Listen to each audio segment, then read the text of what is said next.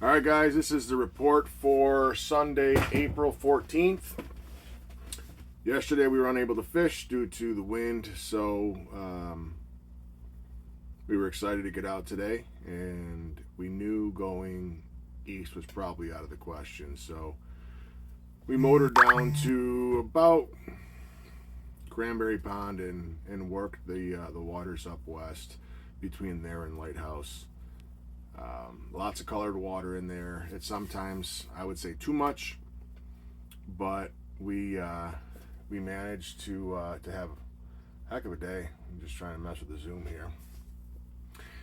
We probably didn't fish shallower than 12, 15 foot of water. Most of the time we hung out in 15 to 30 foot of water.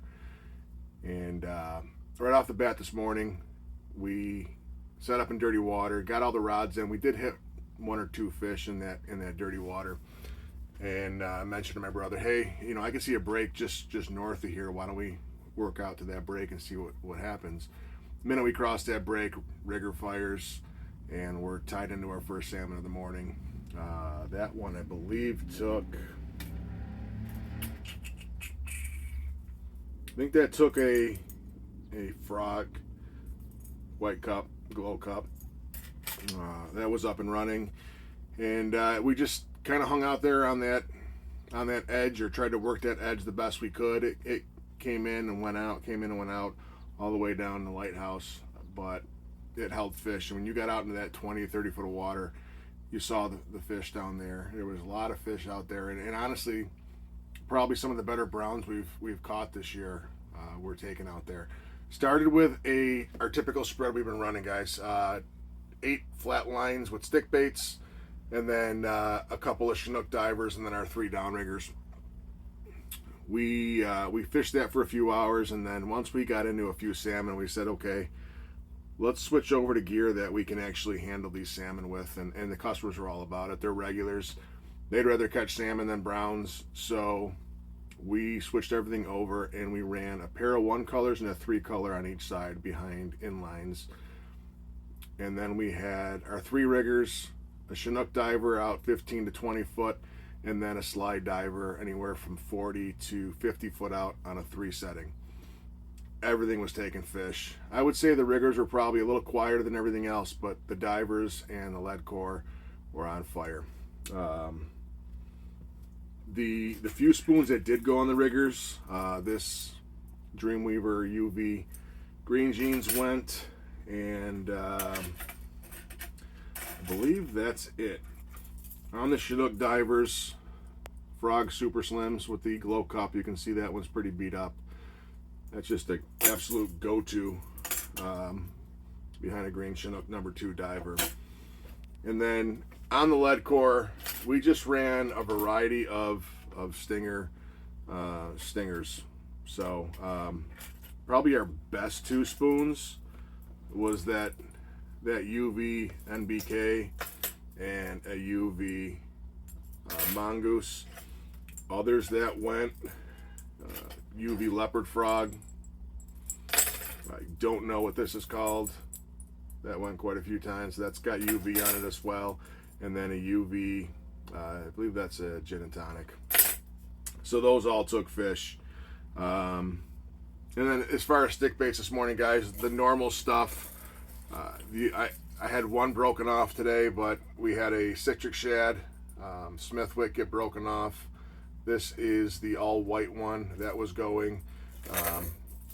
Look out for this one, maybe next winter from Fish USA. That'd be a good one to come back with. In the dirty water, that white one really shines. And then this one took a few fish as well. That was good. On the other side of the boat, on our 1 colors, we ran some longer, bigger stick baits, because the salmon were hitting stick baits. 2 great salmon colors is that citric shad bay rat. So this is a long shallow. That took a few fish. This took a salmon, I believe, as well. Long shallow. UV can't afford it.